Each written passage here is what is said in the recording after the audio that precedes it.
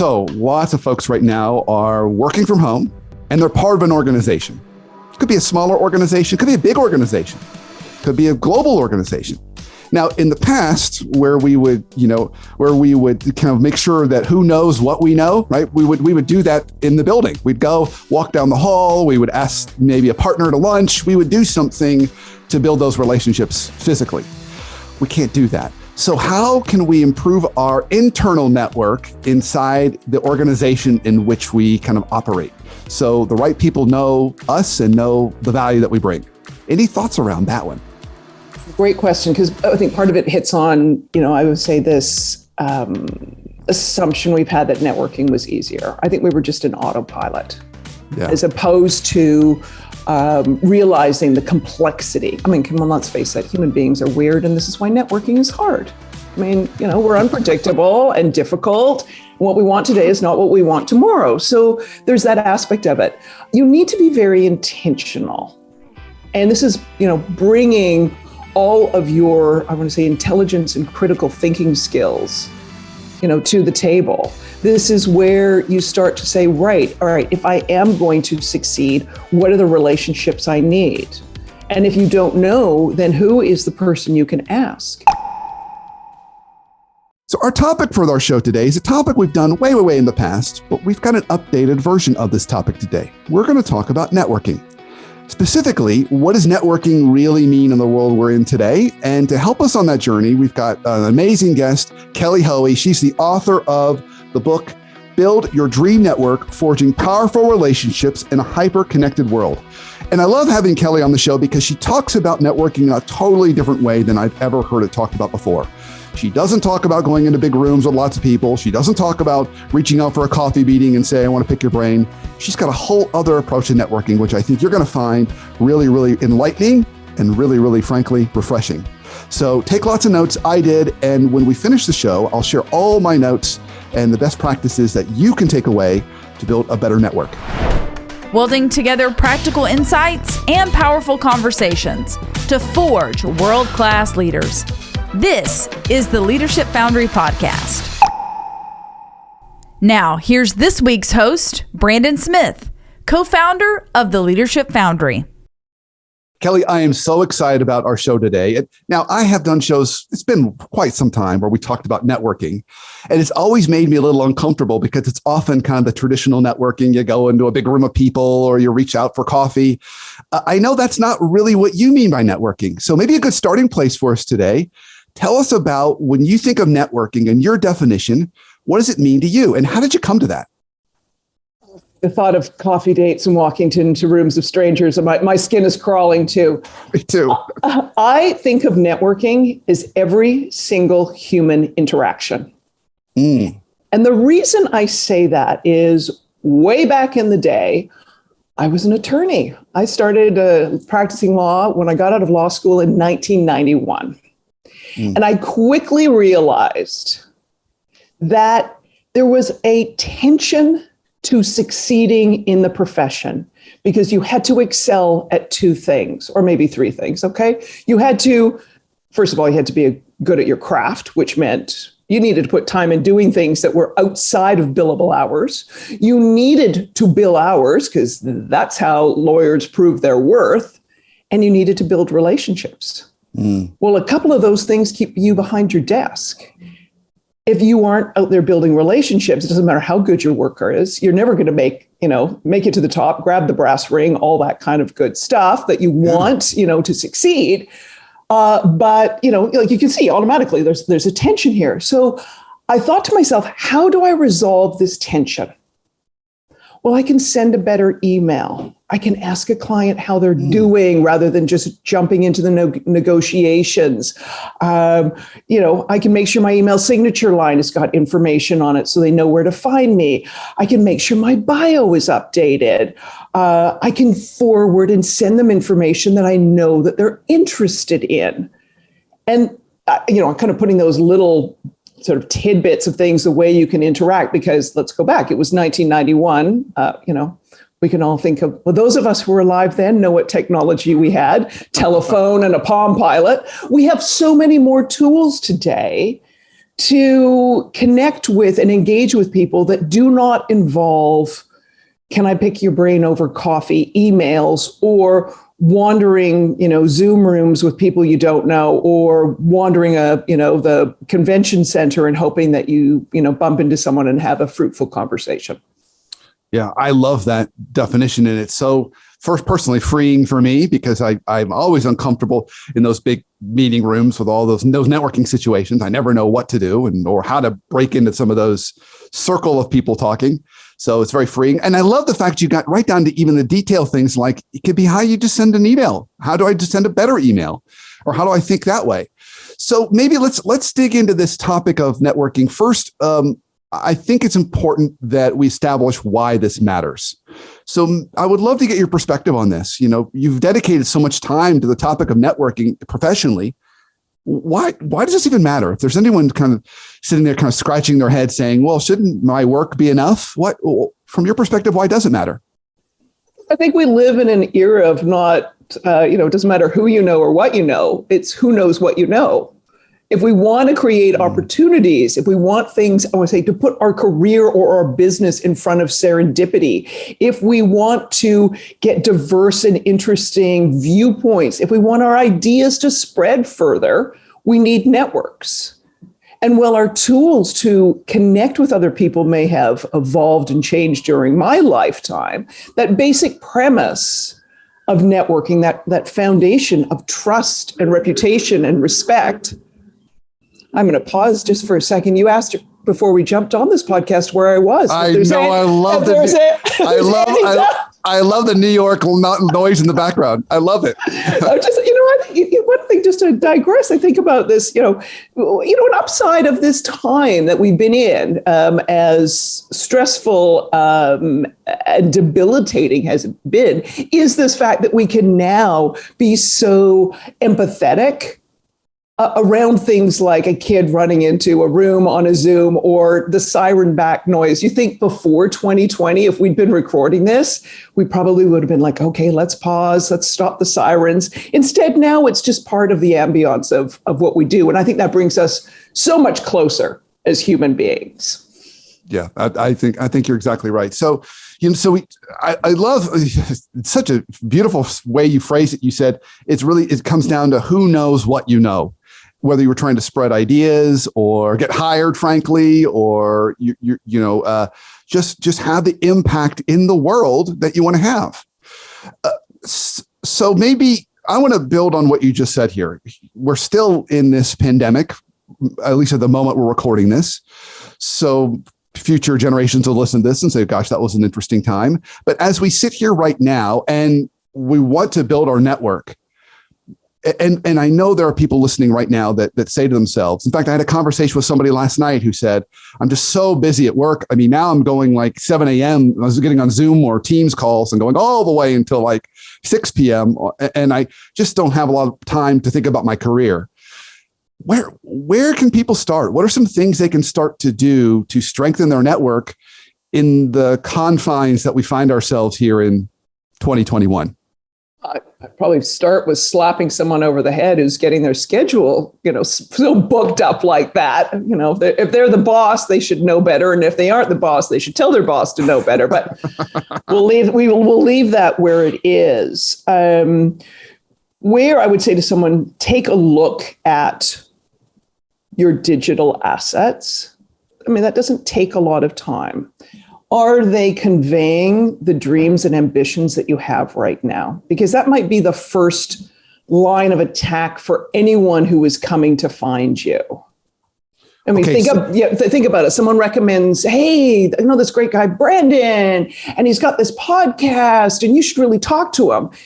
Let me connect you. Even if someone did connect in that situation, the other person is probably, when they're hearing your name and what's going on, they're already Googling you and finding what's going on. So as part of your networking toolkit, you got to look at your digital assets. And are those aligned? So can you define digital? I love digital assets. Cool name. When people hear digital assets, what are some specific places they should probably be looking?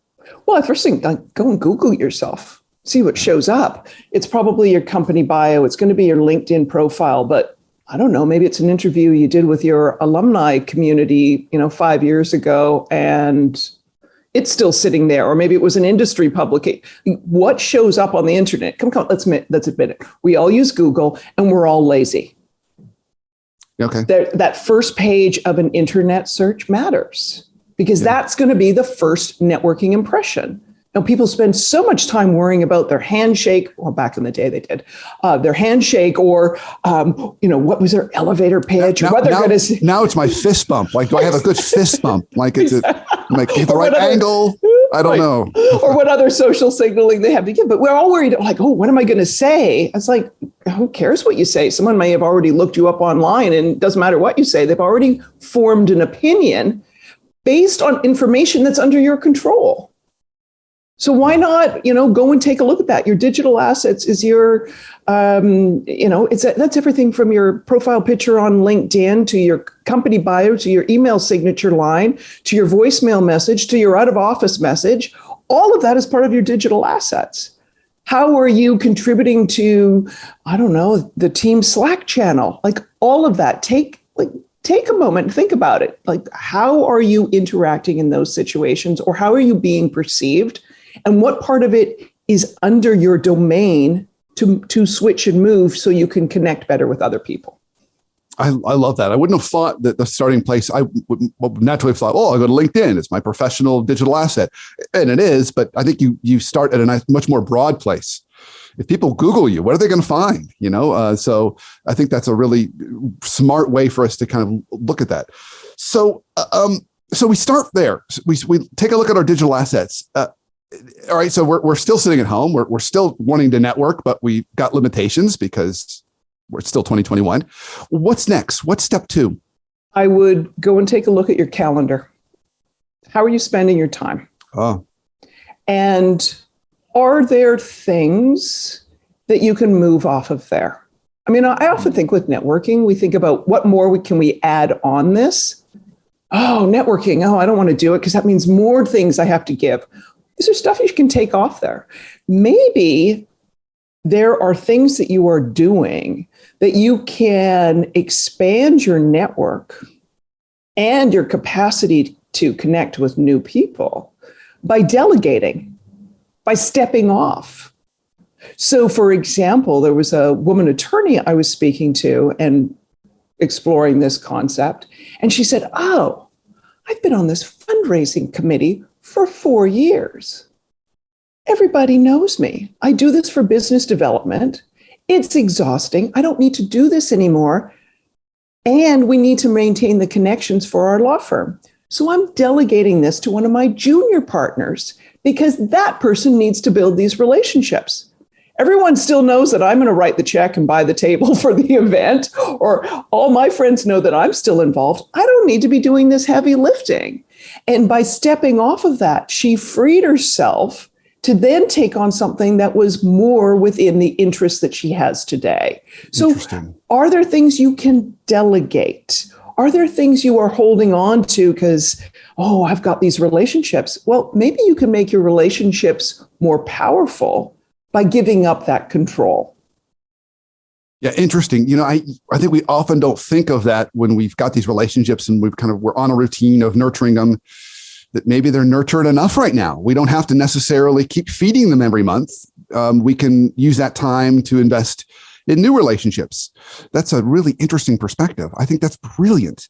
Well, and some of sorry to interrupt, like some of the most successful network and community builders I know, particularly in the startup community, I mean, they have gained control in terms of gaining control over a more vast network and relationships by losing control. So that they instead of being the gatekeepers to every conversation, they create structures so that those conversations can happen, under their umbrella and sort of auspices, but they're not having to manage every single one. When they know that one startup founder probably has this concern, they're thinking, you know what, I bet more of them do.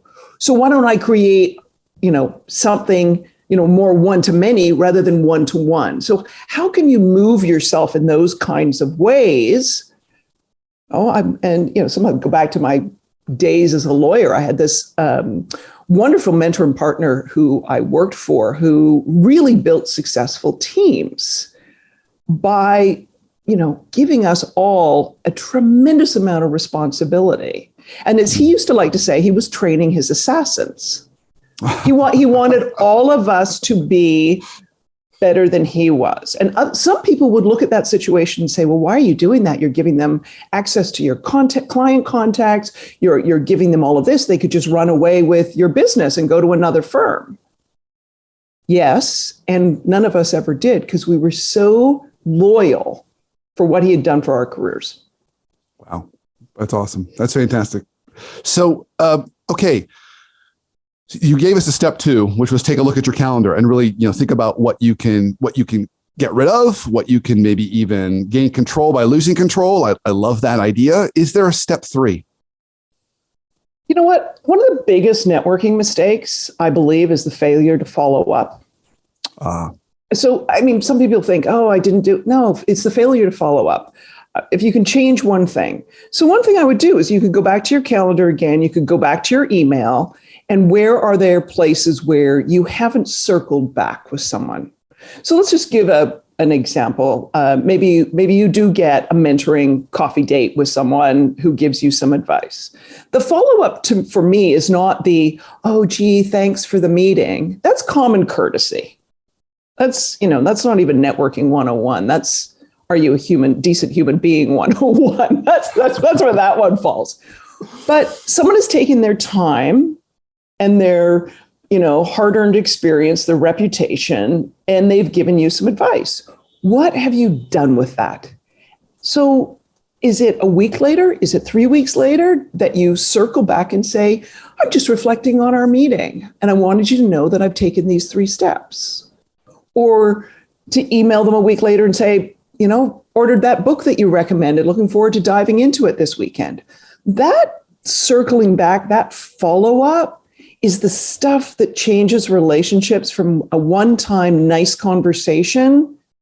It puts it on that trajectory, like a escalator, those ones in the airports. Remember airports, people? One of the ones in the airports where they had those long flat ones to move you great distances. It's like puts that relationship on that kind of people mover towards something that can be more than just a one-time nice conversation. Yeah. And what I love about that is you're hinting at one of the ways that we can really show someone respect and honor their advice is actually do something with it. Because time is our most precious resource. So if I took my time and actually dedicated to do something, bought the book you recommended, did those things you recommended with my digital assets, whatever it is, and told you about it, that's a way that shows I'm really honoring you. And then it nurtures that relationship. Then you feel encouraged to give me more advice. And now we've got a different kind of relationship evolving. Exactly. And I love that you said that about time. I often say to people, we have 3 assets in life. We have our reputation, we have our relationships, and we have time. And 2 of those are renewable. That third one isn't. And the lack of kind of acknowledgement of that, like of not respecting and realizing, how important someone's time is. Yeah, that's beautiful. Okay, so I'm going to take this into a little more specific situation. Okay. So lots of folks right now are working from home and they're part of an organization. It could be a smaller organization, could be a big organization, could be a global organization. Now, in the past, where we would kind of make sure that who knows what we know, right? We would do that in the building. We'd go walk down the hall. We would ask maybe a partner to lunch. We would do something to build those relationships physically. We can't do that. So how can we improve our internal network inside the organization in which we kind of operate? So the right people know us and know the value that we bring. Any thoughts around that one? Great question, because I think part of it hits on, I would say this assumption we've had that networking was easier. I think we were just an autopilot, as opposed to realizing the complexity. I mean, come on, let's face it, human beings are weird, and this is why networking is hard. I mean, we're unpredictable and difficult. What we want today is not what we want tomorrow. So there's that aspect of it. You need to be very intentional And this is, bringing all of your, I want to say, intelligence and critical thinking skills, to the table. This is where you start to say, right, all right, if I am going to succeed, what are the relationships I need? And if you don't know, then who is the person you can ask? And if your mentor says, hey, come and talk to me. Oh, you want to be promoted next year? I'm happy to talk to you about it. Come and see me. They're not saying that because they have nothing else on their calendar. They mean it. If they say to you, the reason you're being dropped off all these emails is X, Y, and Z, take it that they're not being, spiteful. They're giving you this advice. Take a look at the paths of other people within your company and saying, right, how did they succeed? What can I see is evident from their career path here? What can I ask them about for guidance and help so that I can, kind of deploy my career energies internally in the right spaces in the right ways to move my career forward? I think you just need to make these things, transparent. And this is giving us the opportunity to talk about it. In some ways, we haven't talked about these things before. You think about performance reviews. Oh, keep up the good work. Like those sort of bland things. Well, you should do some more networking. Get involved in a committee. Now you can say, tell me which one. I see that you've been involved in a lot of things at this stage in my career. What would you recommend for me? That's beautiful. Yeah. That's great. So, and it's interesting. You touch on something that I think is so very true. Every single organization, every single business or entity, there is a certain path to the top. If you want to get to the top, there are certain seats that people have to sit in to get to whatever the top means for you. It could be the top of a department. It could be the top of an organization, but there are certain seats you have to sit in. And I think you make a point of saying that. What are those seats? What are those paths to success? What are those seats that successful people have sat in before? And then how do I get myself positioned to spend some time in one of those seats? Right. And what skill set do I need? I think of a case study in my book, Build Your Dream Network, a guy by the name of Joe Styler, who's at GoDaddy. He started in an entry-level role, hey, this is GoDaddy customer support kind of role where people would call in with their problems. And he looked around and he said, this is a good company. What skills do I need to have to move ahead? I need to improve my sales skills. How can I do that? And he found the most successful salesperson in GoDaddy. And he didn't say, hey, can I pick your brain over coffee? He said, would you mind if I came and watched you do your job? So there was something else Joe did. He was meeting someone in a place that was convenient for them. He also was investing in his own career development by doing something outside his own, paid office hours, work hours. And he was able to observe someone doing their job so he could ask better questions. So he could say, why did you take that call that way and complete this call another way? So he really was looking at job description and roles and saying, right, here's the skill set I need to have. And then when he started to look around for the role he wanted, he realized he not only needed to build an internal network with, he moved into the aftermarkets group. He also needed to build the external network and reputation there. And he proactively did this, uncertain whether he'd ever land a job in that particular department, but he knew without these things, it was never going to happen. The one last thing I'll point out that Joe did, he was extraordinary and is still extraordinary at managing and leading teams. And he invests a lot in the professional development of the people who work for him, which I think is a really incredible networking superpower. And why I say that is people would pick off his employees all the time. Oh, interesting. Because they were the best managed, the best mentored, the best trained, the best encouraged in their career development. And Joe said it could be a little frustrating just when you get that superstar up to that point in your own team, somebody else picks them off. But within his organization, he has an incredible network across business lines, offices. He's got people everywhere so he can get information, verified information and insights faster than anybody else.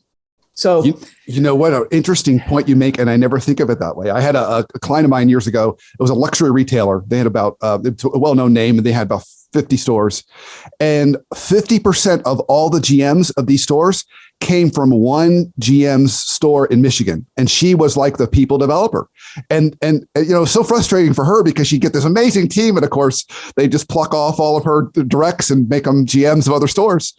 But yeah, when it came time for her to take a new role and move into Florida, where she was now more overseeing a lot of GMs and almost a consultant to the GMs, they all endorsed her because they all had worked for her before. So, and if she needed to know what was going on the ground, she had trained and mentored these people so that she knew, right? Like if she got information, she wasn't getting some GM of some store just kind of blowing smoke up, or you know what? She was getting real, true insights, which is hugely valuable. Beautiful. Okay, so Kelly, this is a thought that I know listeners are going to have, and they're going to say to themselves, well, gosh, but I just know everybody's just so busy right now. I just don't want to bother them and reach out to them. What are your thoughts on that? Maybe they want to be bothered. I always sort of say, send the communication you would want to receive. That's all you have control of. Yep. Maybe they would like, if you can find information or an insight that you want to get from someone, if you can find the answer by, doing a little, homework yourself, so to speak. If you can Google and find the answer, then ask them a better question. Maybe they're stressed out and busy and they would just like someone to reach out and say, how are you doing? Hey, I know you've had a really tough year and we haven't talked a lot. How are you doing? Someone might really appreciate that. They may not appreciate, hey, can we schedule another Zoom meeting? Because they don't want to be on camera, but maybe they would like to talk, and you could say, golly, we've both been on a lot of Zooms. You've probably been sitting on your doofus as much as I have. I'd love to hear your voice. Let's have a call. I love it when people suggest a call, because then I know I'm going to get up and move around. Yeah, agreed. I do that with all my clients now. I don't even do anything video. It's just all phone calls, and they love it because they can walk around. Oftentimes they're taking the call outside. They're actually going for a walk. Yeah. So yeah, like I said, I would just go back to what's the communication you would like to receive, and just infuse that in your typing and writing it. Perfect answer. Perfect. I love that answer. So I've got a couple more questions for you, and then we're going to start to land our plane here. So we've got these folks. Again, we're sitting in my home office. I've now got some strategies to build my internal network.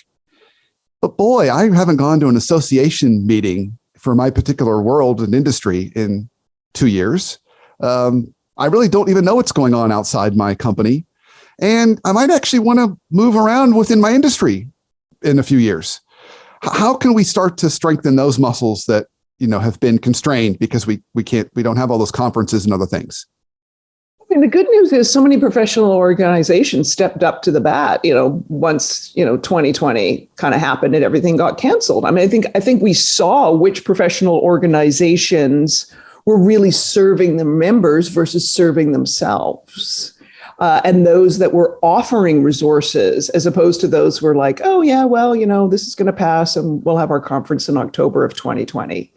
So I would say, who are the organizations that you may have been involved in the past, and what did they do and how did they display themselves in 2020? It's also a great, in 2021, it's also a great networking question for other people.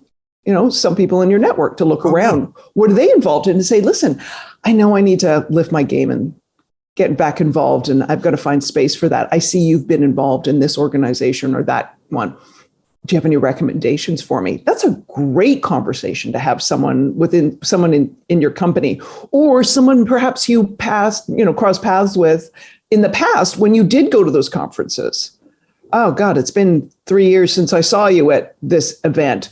What do you think? How have the online events been? With family commitments and work, I haven't been able to do it. I mean, those are great ways to start conversations. And then during those conversations, find out which organization, conference, is the best one for you based on your needs. Is it information? Is it contacts? How are they connecting people? Sometimes, Brandon, I am like, I'm like a 2-year-old when someone suggests to me, you should do something like, hey, Kelly, you should join. I'm like a 2-year-old. I'm like, why? But that kind of idea of to be able to. I thought you were going to say no. Like, no, why? So the idea of tell me more and really explore why someone is involved. Yeah. Really, spin that, as Einstein was asked the question, if you had an hour to solve a problem, how would he do it? And he said, I'd spend 55 minutes thinking about it and 5 minutes solving it. So some of this with network, I'm like, just pause and think a little bit before you leap into action. Find the thing that you can do and sustain to build relationships versus hoping that, showing up once is going to produce results. Yeah, I think that's great. And I love how you even use that as another networking question that you can ask other people. All right. So I don't want to spoil the surprise. I know you're working on a book on networking for women, for female leaders, and some of those important strategies that are particularly successful for women. So I don't want you to, of course, reveal all those nuggets, but could you provide us maybe a little hint of one or two? What makes it so different for women, and what's the angle that you really want to emphasize with your newest book that's going to be coming out at some point? We'll need a whole new podcast episode on that one. Here's to cut to the chase. There's some really interesting studies and research that shows successful women build a distinctly different network structure than anyone else. So there's two types of networks that, generally speaking, are genderized. There's a narrow, deep network, which is typically associated with women, and a broad, shallow network that is typically associated with men. One network, narrow, deep, is built based on conversation. The broad, shallow is usually built on activity. Okay, so you can see there's sort of, acquaintance level network versus deep relationships. What these studies find is that the successful women around their career ensure that they have that broad, shallow network within their industry or discipline.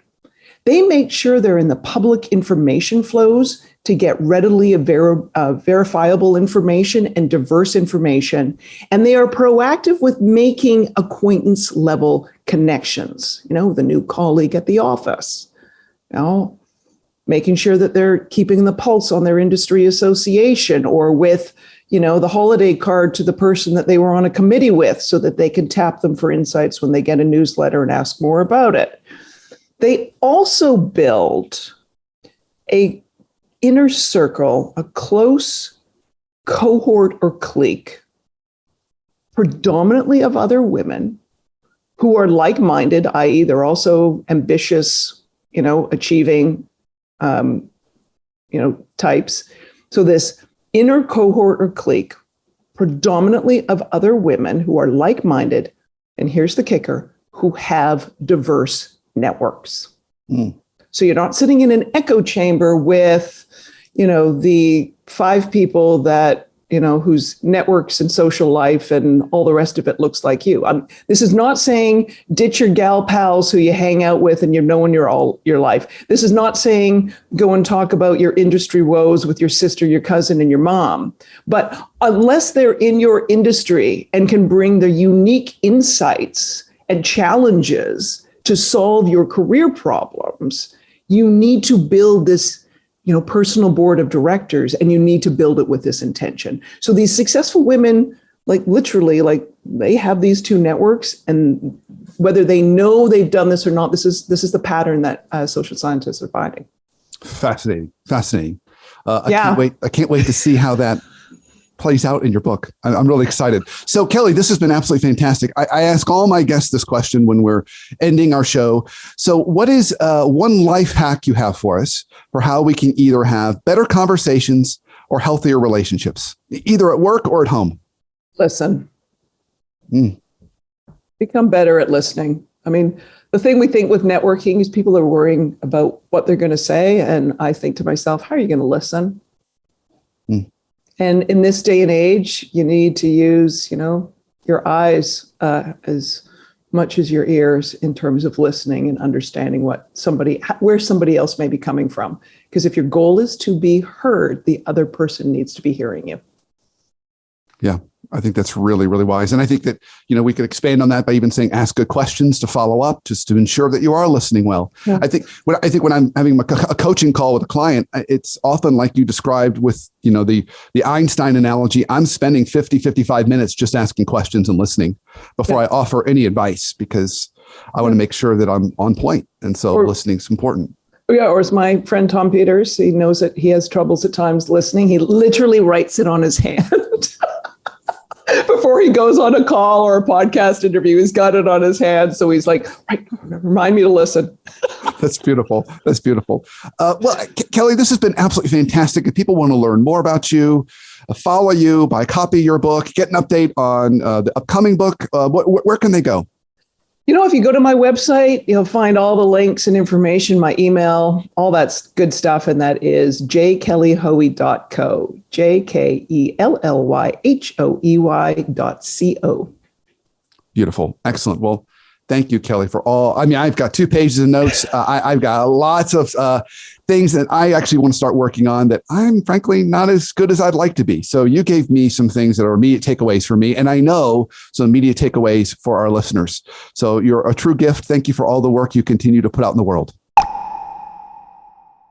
Selfishly, folks, I took away a lot from that show. I've got a full 2 pages of notes here, but I'm going to really talk about my highlights, what really resonated the most for me.